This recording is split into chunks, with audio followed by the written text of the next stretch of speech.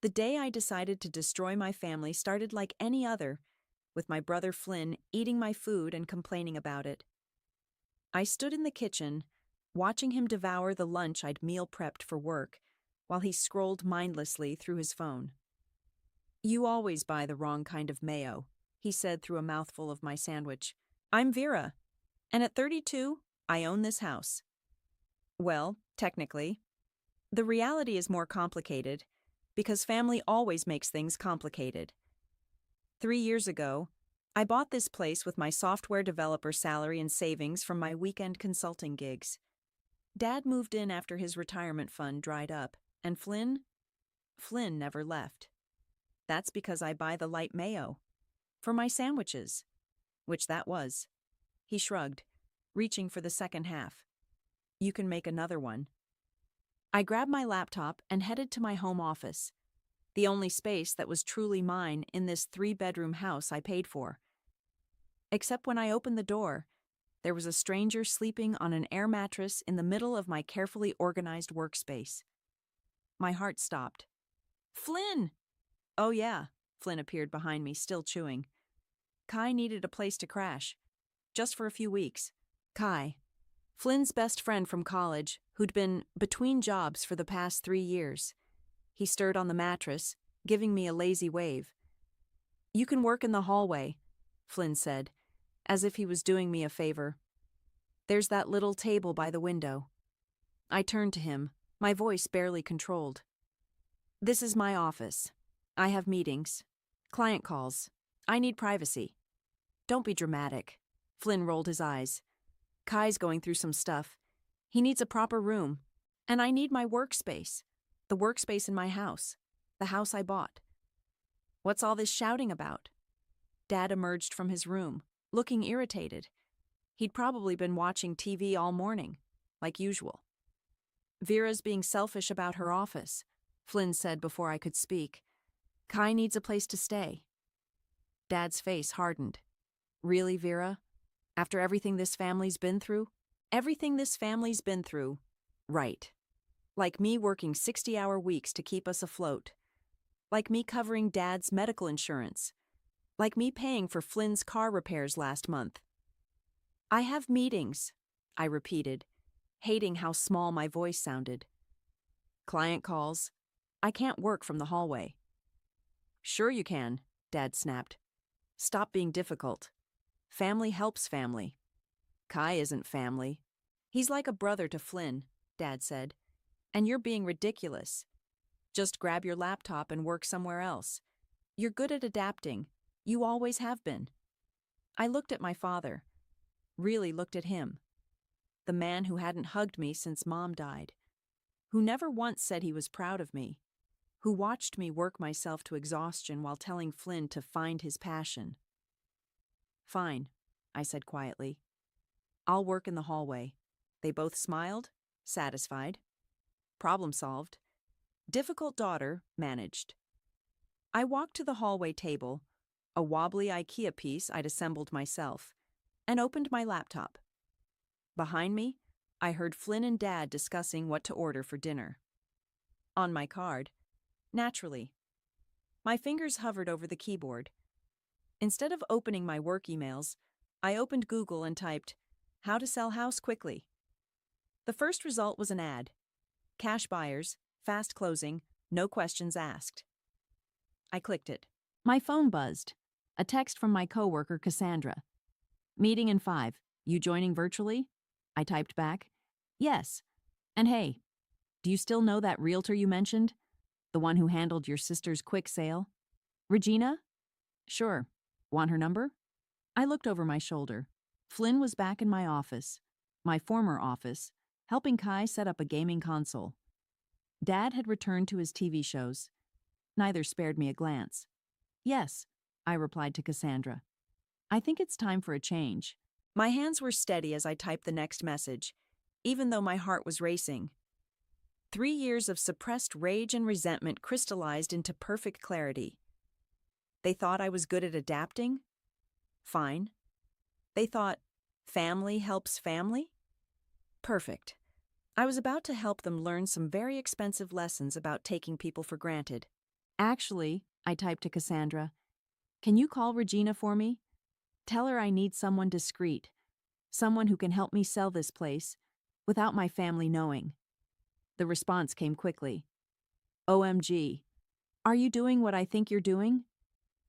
I smiled as Flynn's laughter echoed from my office, followed by the sound of them rearranging my furniture. Yes, I replied. I'm going to sell this house right out from under them, and they won't know until the new owners show up with the keys. Regina was exactly what I needed: efficient, discreet, and delightfully ruthless.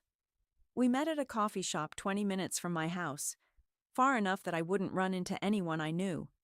Cash buyers are your best bet, she said, sliding a folder across the table.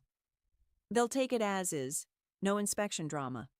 Faster closing, but you'll get about 15% less than market value. I sipped my latte. How fast are we talking? 2 weeks, maybe less. She studied me over her glasses. Your coworker Cassandra mentioned there might be occupancy issues. You could say that. The buyers I have in mind specialize in complicated situations. They'll handle the eviction process legally, with police present if needed. She paused. But you should know.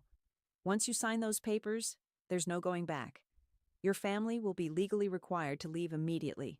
The cafe door chimed. I glanced up to see a young couple with a baby, looking happy, normal. The kind of family that probably said, I love you, and meant it. My phone buzzed. A text from Flynn. We need more groceries. Also, Kai finished the last of your coffee. I turned back to Regina. Where do I sign? The next 2 weeks were a masterclass in acting normal. I worked from my hallway table, took my calls outside, and pretended not to notice when Kai and Flynn turned my office into their personal gaming cave. They even hung up their stupid neon beer signs on my walls. Your brother's friend seems settled in, Cassandra commented during our lunch break. We were sitting in her car, parked behind the office building. It had become our daily planning spot. Oh, you have no idea, I said, scrolling through apartment listings on my phone. Yesterday, they asked me to chip in for a bigger TV for their room. Their room? Cassandra nearly choked on her sandwich. Girl, please tell me you said no.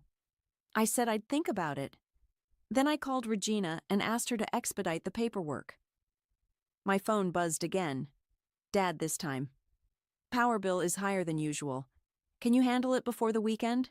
Cassandra read the text over my shoulder and shook her head. They really have no idea, do they? Nope. I opened my banking app and scheduled the payment. One of the last bills I'd ever pay for that house.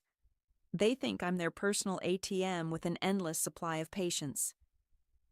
That evening, I came home to find Kai and Flynn sprawled on the living room couch, surrounded by empty pizza boxes. My pizza boxes. From my freezer. Hey sis, Flynn called out. We're thinking of having some people over this weekend. You cool with that? I stepped over their mess. Sure, whatever you want. See? Flynn turned to Kai. Told you she's chill when she's not being weird about her office. I smiled and headed to the hallway table.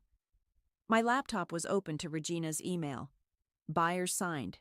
Closing in 3 days. Final walkthrough tomorrow while occupants are home. Remember to act surprised. Right on cue, the doorbell rang. I'll get it, I called out, my heart racing. Probably just a delivery. Regina stood there with a clipboard, looking professional and stern. Good evening. I'm from Metropolitan Reality. We're doing a standard neighborhood assessment. May I come in? Flynn and Kai didn't even look up from their game. Dad was napping in his room. I led Regina through the house, watching her take notes and photos. Perfect, she whispered when we reached the kitchen. Buyers will be pleased. You're sure about this? I glanced at the living room, where Flynn was explaining to Kai how I'd probably buy them that TV if they played their cards right. Absolutely sure. Later that night, my phone lit up with a final text from Regina. Papers ready. Closing on Friday? Police will accompany new owners at 2 p.m. Suggest you be elsewhere. I looked around my hallway workspace, at the house I'd bought with such hope, at the family that had taken everything and called me selfish for wanting just one room to myself. Confirmed, I typed back. I'll be gone by noon. Another text came through, from Flynn. Hey, can you grab more pizza on your way home tomorrow? The good kind this time? I stared at his message for a long moment, then typed, Sure, whatever you want. 3 more days.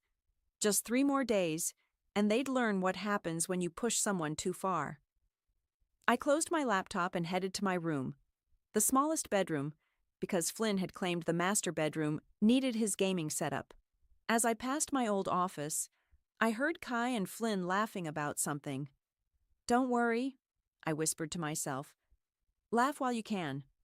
Friday's forecast calls for a major reality check. The storage unit I rented was small, but it was mine. No freeloading brothers, no entitled friends, no disapproving fathers, just clean, empty space waiting to be filled with the pieces of my life I wanted to keep. I started with photos of Mom. Those were non-negotiable. She died when I was 15, and sometimes I wondered if that's when everything started falling apart. Dad checked out emotionally. Flynn became the golden child who could do no wrong, and I became the responsible one. What are you doing? Flynn's voice made me jump. I quickly shoved the photo album under some papers. Just organizing, I said, gesturing to the stack of work documents I'd prepared as cover. Spring cleaning. He leaned against the hallway wall, watching me work. Remember when Mom used to make us clean our rooms every Sunday? Yeah, I said quietly. I remember. You're a lot like her sometimes, he said. And for a moment I saw a flash of my little brother, the one who used to follow me around, who'd crawl into my bed during thunderstorms. Then he ruined it, always nagging about cleaning and stuff. I forced a smile. Someone has to. Speaking of cleaning, he continued, Kai and I were thinking of repainting the office. You don't mind, right? Since you're not using it anymore anyway. My office. The one I'd painted myself in soft blues and grays. The one with the perfect morning light. Sure, I said. Whatever you want. He grinned and disappeared back into my former sanctuary. I heard Kai's voice. Told you she wouldn't care. I waited until they were absorbed in their game before slipping out to my car, driving to the storage unit with another box of essentials. Each trip felt like releasing a breath I'd been holding for years. That evening, Dad cornered me in the kitchen. The dishwasher's making that noise again. I'll call someone, I said automatically, reaching for my phone. Good. Oh, and Flynn mentioned you're okay with them repainting upstairs? I nodded, not trusting myself to speak. That's mature of you, he said, and for a second I thought he might actually praise me. You're finally learning to share. Your mother would be proud. The mention of Mom hit like a slap. Don't. Don't what? Don't use Mom to manipulate me. She wouldn't be proud of this situation. He drew himself up, offended. What situation? Family helping family? Is that what this is? I gestured around the kitchen. Because from where I'm standing, it looks more like family taking advantage of family. Oh, here we go again, he threw up his hands. Poor Vera, always the victim. You know, your brother and I were just saying the other day, you'd never survive without us. Who else would put up with your constant complaining? I heard laughter from upstairs. Flynn and Kai, probably planning what color to paint over my carefully chosen walls. Dad was still talking, something about gratitude and family obligations, but I'd stopped listening. My phone buzzed. A text from Regina. Paperwork processed. Keys cut. Everything on schedule for Friday. You're not even listening, Dad snapped. This is exactly your problem. You think you're better than us just because you pay a few bills. A few bills. Like the mortgage, the utilities, the groceries, the repairs, their car payments, their phone plans, their lives. You're right, I said softly. I'm sorry. He blinked, thrown off by my easy agreement. Well, good. Then you'll stop this nonsense about the office? Of course, I smiled. They can paint it whatever color they want. Later, after everyone had gone to bed, I sat at my hallway table and opened my laptop. The email from my new landlord confirmed everything was ready. A small but sunny apartment near the coast, first month's rent paid, keys waiting. I pulled out Mom's old diary, the one thing I'd never let them near. The last entry, written just before she got sick, jumped out at me. Sometimes love means knowing when to walk away. My phone lit up with a group text from Flynn. Family meeting tomorrow night? Kai has some ideas for improving the house. Dad replied immediately. Excellent. Vera can take notes and handle the expenses. I didn't respond. Instead, I opened my calendar and created an event for Friday at 2 p.m. Freedom. 3 more days of nodding and smiling. 3 more days of whatever you want. 3 more days until they learned that sometimes family doesn't help family. Sometimes family teaches family a lesson they'll never forget. I closed Mom's diary and whispered to the empty hallway. I hope you understand, Mom. Sometimes love means choosing yourself. The credit card notification popped up on my phone during a work meeting. $847 at GameStop. I hadn't been to GameStop in years. Everything okay? Cassandra whispered as I stared at my screen. We were sitting in the conference room, supposedly listening to quarterly projections. I showed her my phone. Her eyes widened. Oh, hell no.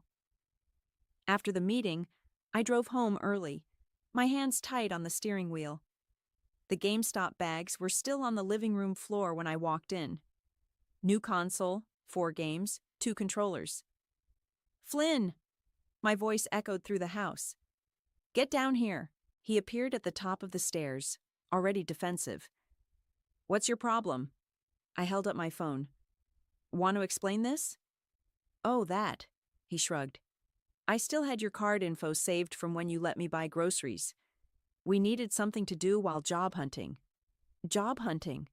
I laughed, the sound harsh even to my own ears. When's the last time either of you even looked at a job listing?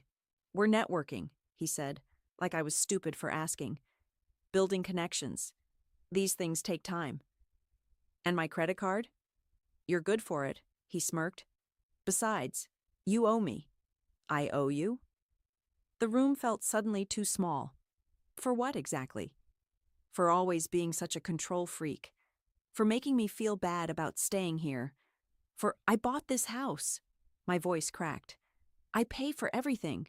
Here we go again. Dad's voice came from behind me. He must have heard the shouting. Vera, why are you always trying to start fights? I turned to face him. Did you know about this? About Flynn using my credit card? Well, he needed... No, I cut him off. He didn't need anything. And you know what? Neither of you need my credit card anymore. I pulled out my phone and started canceling cards, removing payment methods, changing passwords. What are you doing? Flynn demanded. Adapting, I said, remembering their words from days ago. I'm good at that, remember? You can't just cut us off. Flynn's face was red now. We're family. Family doesn't steal, I said quietly. Family doesn't take advantage. Oh, grow up, Dad snapped. This is why you'll always be alone, Vera. You're too rigid, too selfish. Your mother would be... Don't. I held up my hand. Don't you dare bring Mom into this. I'll bring her into whatever I want. I'm your father. You're a leech, I said, the words falling like stones. Both of you are. Flynn stormed down the stairs. You know what? Keep your precious money. We don't need you. Right, Dad? Dad nodded, his face hard. She'll come crawling back when she realizes she has no one else. I looked at them both, my family, my blood, and felt nothing but cold certainty. You're right, I said softly. I don't have anyone else. But after Friday, I won't have you either. What's that supposed to mean? Flynn demanded. I smiled, thinking of the signed papers in my bag, of the keys being cut, of the police escort scheduled for Friday afternoon. Nothing, I said, just thinking out loud. I walked past them to my room, locked the door, and pulled out my phone. "It's done," I texted Cassandra. "Cards canceled. No going back now." "You okay?" she replied immediately. I looked around my small bedroom, at the boxes I'd quietly been packing, at the life I was systematically dismantling. "No," I typed back, "but I will be." That night, I heard them in the kitchen, their voices carrying through the vents. "She's bluffing," Flynn was saying. "Where would she even go?" "Nowhere," Dad replied confidently. "She needs us more than we need her. Always has." I pulled out the last photo I had of all of us together, taken the day I got the keys to this house. We were smiling, Dad's arm around my shoulders, Flynn giving a thumbs up. I'd been so proud, so sure this was the right thing to do. I struck a match and held it to the corner of the photo, watching as the flames ate away our fake smiles, our false unity. Then I flushed the ashes down the toilet. Tomorrow, I'd go to work like nothing had changed. I'd nod and smile and say, "Whatever you want," one last time. But in less than 48 hours, they'd learn exactly where I could go and exactly how wrong they were about who needed who. The final signatures felt surreal. I sat in Regina's office, watching as she notarized the last document. The house wasn't mine anymore. Just like that. "Congratulations," Regina said, sliding the papers into a folder. "You're officially free." My phone buzzed. Flynn asking where the spare key was. He'd locked himself out again. I ignored it. "The new owners will arrive tomorrow at 2 p.m. sharp," Regina continued. "Police escort is confirmed. Are you sure you don't want to be there?" I shook my head. "I've got other plans." Those plans involved a U-Haul truck, already loaded with the last of my belongings from the storage unit, and a coastal apartment waiting for me 3 hours away. But first, I had one last thing to do. I drove home. No, not home anymore, and parked in the driveway. Flynn's car was gone, probably out with Kai. Dad's TV droned from the living room. Perfect. I walked into the kitchen and pulled an envelope from my bag. Inside was a letter I'd written and rewritten a dozen times. "By the time you read this, I'll be gone. So will your right to live here. The house has been sold. The new owners arrive tomorrow at 2 p.m. with police escort. You have until then to pack your things. Don't bother trying to fight this. The sale is legal and final.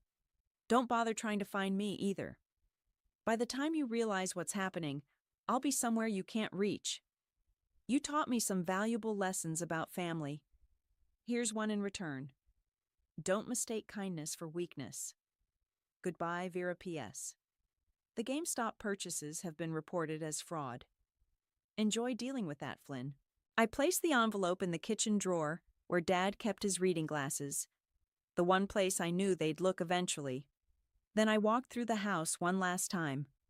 My old office still smelled of fresh paint. They'd covered my careful blue-gray with a garish orange. The gaming setup dominated the room, tangled cords everywhere. On my desk, my expensive, ergonomic desk, sat empty energy drink cans and half-eaten bags of chips.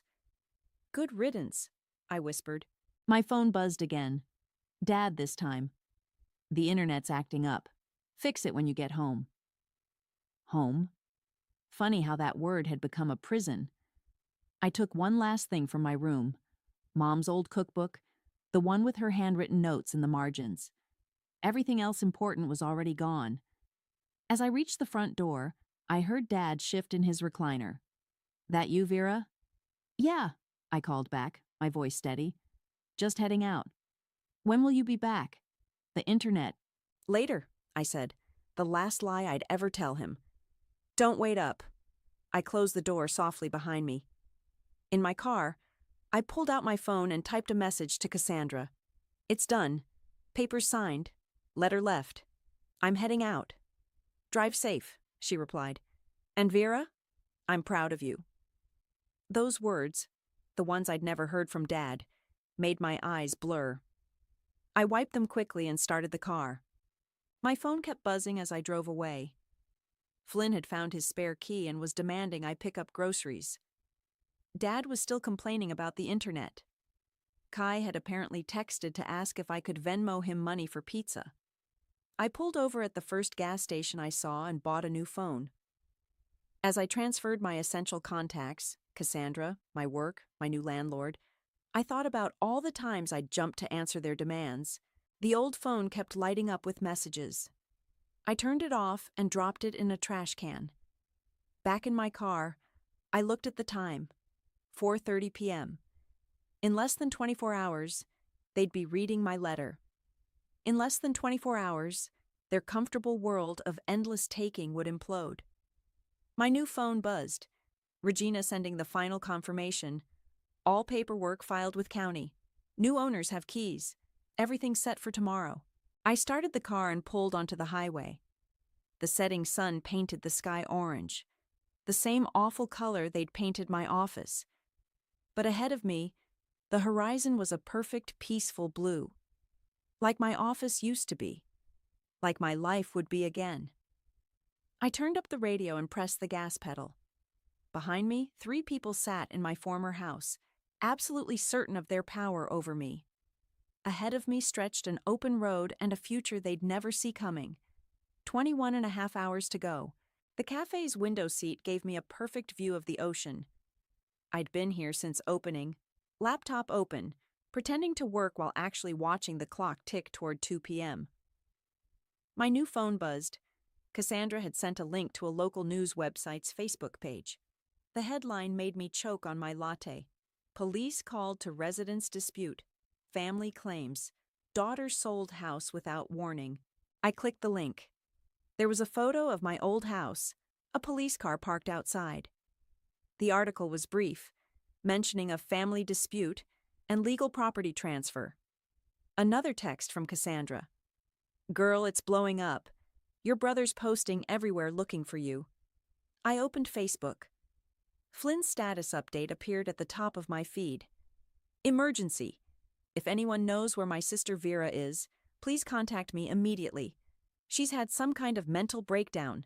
Below it, dozens of comments. OMG, is she okay? What happened? Sending prayers. Dad had posted too. My daughter has made a terrible mistake. Please help us reach her. My phone started buzzing with messages from distant relatives and old acquaintances. I ignored them all. You okay? The barista asked, noticing my hands shaking as I set down my cup. Yeah, I smiled. Just watching some family drama unfold. Want to talk about it? I glanced at my phone. 2:17 p.m. now. Actually, yes. See that news article? That's my house.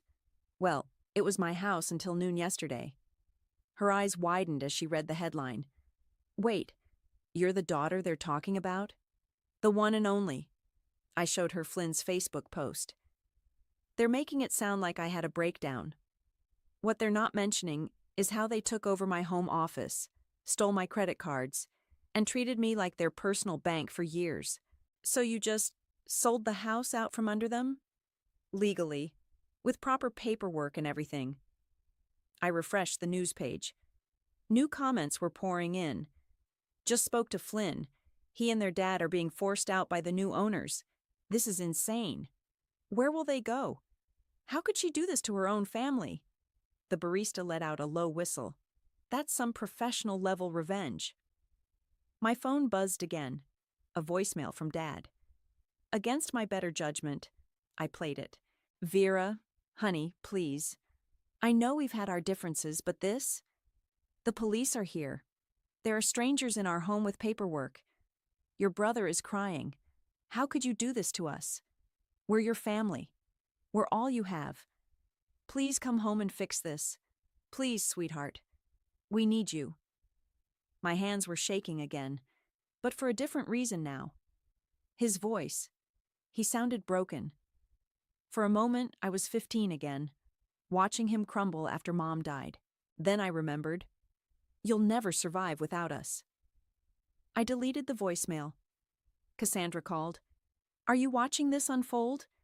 Flynn's friend Kai is live streaming from the front yard. I quickly found the stream.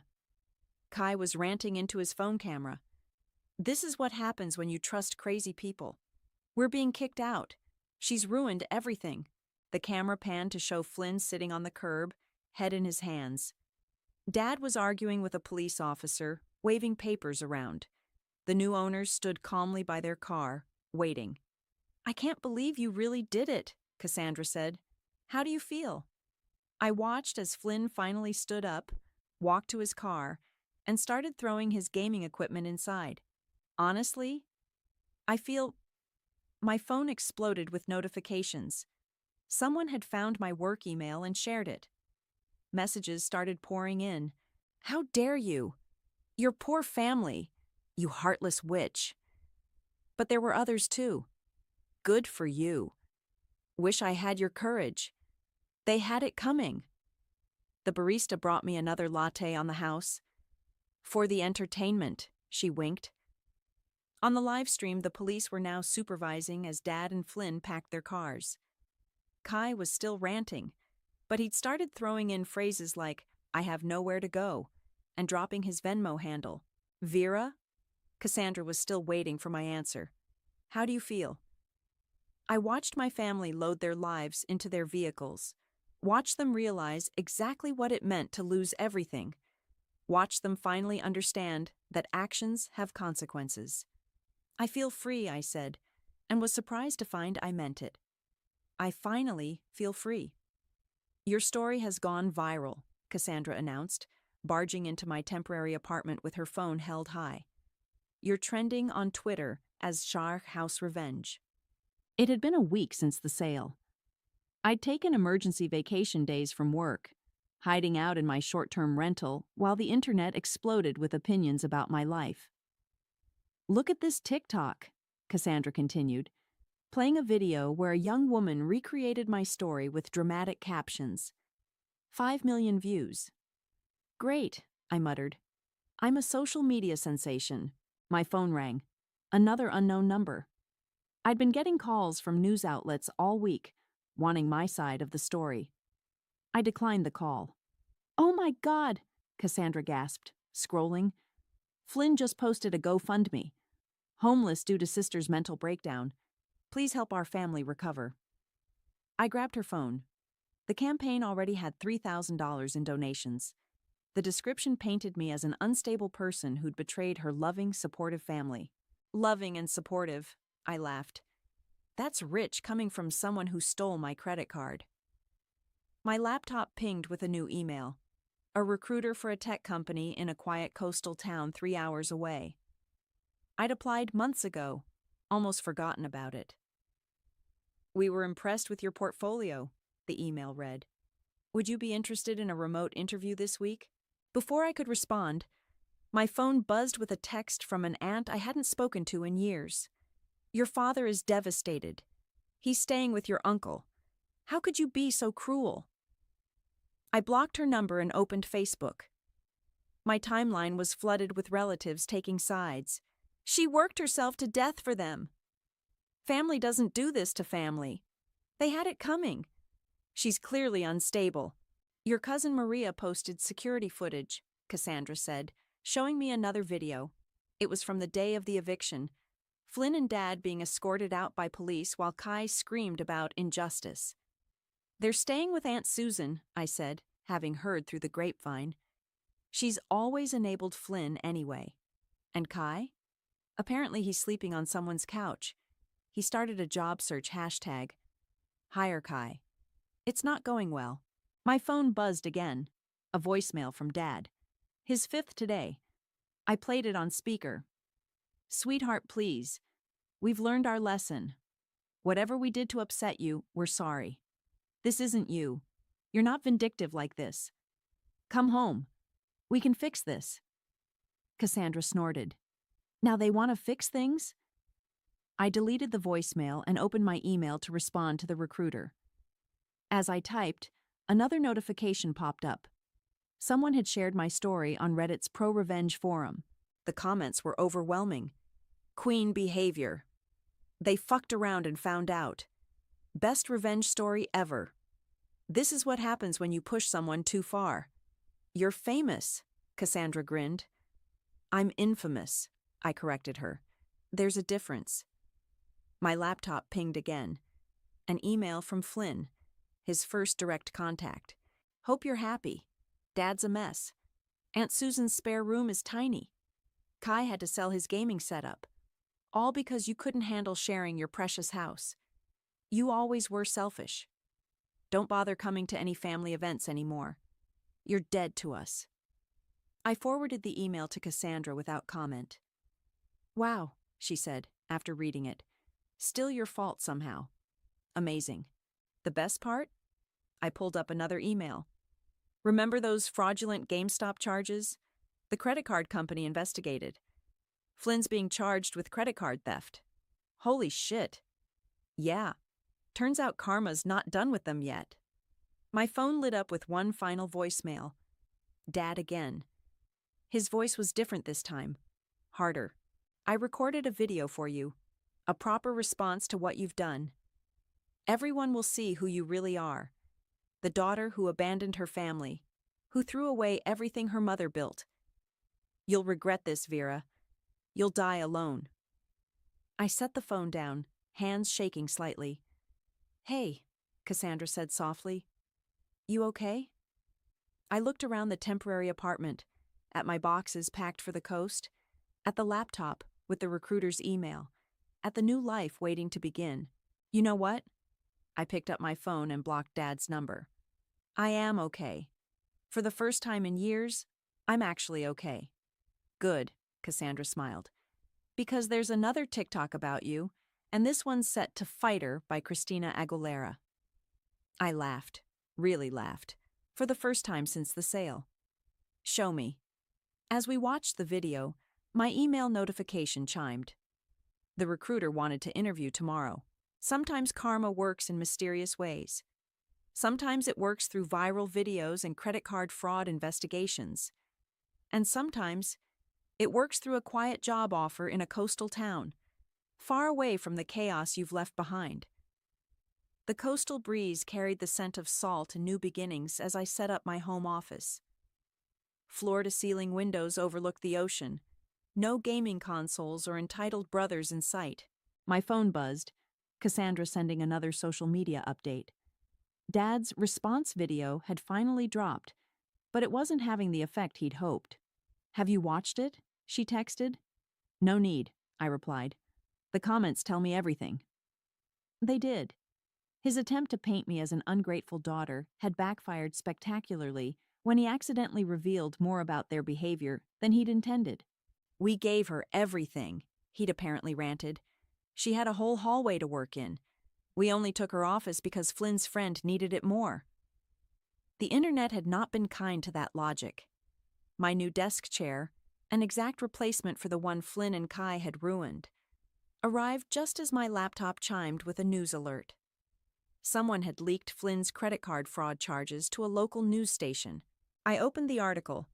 Man who claimed sister abandoned family, charged with credit card theft. My phone rang. Aunt Susan. I let it go to voicemail, then played it on speaker while unpacking my books. Your brother's being prosecuted because of you. He could go to jail. Is that what you wanted? To destroy this family completely? I deleted the message and placed Mom's cookbook on my new kitchen shelf. Next to it, I set up a small frame. Not a family photo, but the receipt from my house sale. Below it, I'd written, "The price of freedom." Another text from Cassandra. OMG, Kai just posted a public apology. I found his post quickly. It had already gone viral. I need to come clean about the Harn House revenge story. We treated Vera horribly. We took advantage. We laughed about it. The gaming setup, the office, the credit cards. We thought it was funny to push her limits. We never thought she'd fight back. I'm homeless and jobless now, but I earned this. Vera, if you're reading this, I'm sorry. We all should be. The comments were flooding in. Finally, some accountability. Too little, too late. Hope this helps your job search, bro. It won't. My new work laptop pinged with a message from my team. They loved my remote setup and wanted me to lead a new project. No more hallway table. No more interruptions during client calls. The doorbell rang, my new neighbor bringing over a welcome basket. "I hope this isn't weird," she said, "but I saw your story online. You inspired me to leave my toxic marriage. Thank you." I accepted the basket, touched. "How are you doing now?" "Better," she smiled. "Much better." "You?" I glanced back at my peaceful, sunlit home office. Same.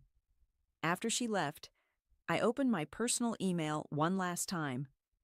There was a message from Dad, marked urgent. "I know you've seen my video. I know you're reading this. Your silence is childish and cruel. But I want you to know something. I found your mother's last letter, the one she wrote before she died. She wanted us to stay together, to be a family. You've betrayed her wishes. You've betrayed her memory. If you have any decency left, any love for her at all, you'll make this right." My hands didn't shake as I typed my response, my first and last reply to any of them. "Mom's last letter? You mean the one in her cookbook?" The one where she wrote, "My dearest Vera, never let anyone dim your light, not even family, especially not family." That letter? I have it right here. She knew, Dad. She knew you'd try to break me like you broke her. But here's the difference. I fought back. "Don't contact me again. Don't twist her memory to serve your narrative. You lost your house, your power, and your punching bag all in one day. Live with it. P.S. Flynn's court date is next month. Good luck with that." I hit send, then blocked his email address. Outside my window, the ocean stretched endlessly. My phone buzzed with another work message. My team needed my input on something. Important, challenging work that I could do in peace. I opened my laptop and typed a quick update to my own social media. "To everyone asking if I regret what I did, no. To everyone asking if I'm okay, yes. To everyone asking what happens next, watch me thrive." Below it, I added a photo of my new office, sunlit, organized, and completely mine. The caption read, "When they treat you like you're disposable, remind them you're the one holding the receipt." I hit post, turned off notifications, and got back to work. The ocean waves crashed outside, a steady rhythm of victory.